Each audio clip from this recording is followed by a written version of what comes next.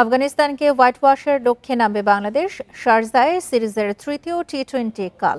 2 ম্যাচের ঊর্ধ্বশ্বাস জয়ে আত্মবিশ্বাস বাড়িয়েছে বলেছেন কোচ ফিল সিমন্স। জাকের আবারও ছন্দে ফিরবেন বিশ্বাস তার।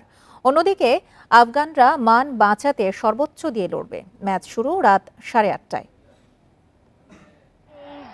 টি-20তে টানা 4 সিরিজ জয় দেশে বিদেশে সমান। আফগানিস্তানকে প্রথমবার হোয়াইট ওয়াশের মিশন দেরাদুনে যে লজ্জা দিয়েছিল আফগানরা, শারজায় তা ফিরিয়ে দেওয়ার সুযোগ।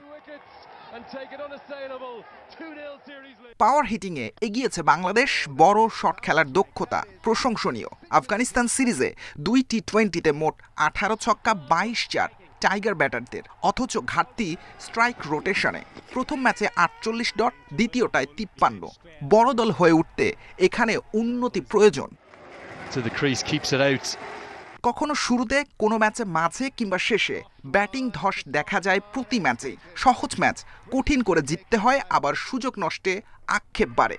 পরিস্থিতি বুঝে ঝুঁকি নেয়া কিংবা সাবধানী হওয়ার বিচক্ষণতা বড্ড জরুরি।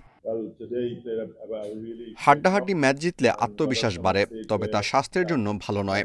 এমন ক্লোজ ম্যাচ আমাদের হার্ট সহ্য করতে পারবে না। যাদের পরীক্ষা করেছি তারা সুযোগটা কাজে লাগিয়েছে। সবাই উন্নতি করে যাচ্ছে। টি-20 বিশ্বকাপের টিম কম্বিনেশন দাঁড় করানোর চিন্তা মিডল অর্ডারে। হৃদয়ে জাকের প্রত্যাশা অনুযায়ী ধারাবাহিক নন, সোহান প্রত্যাবর্তনে মান রেখেছেন। কোচ সিমন্স আস্থা রেখেই এগুতে চান।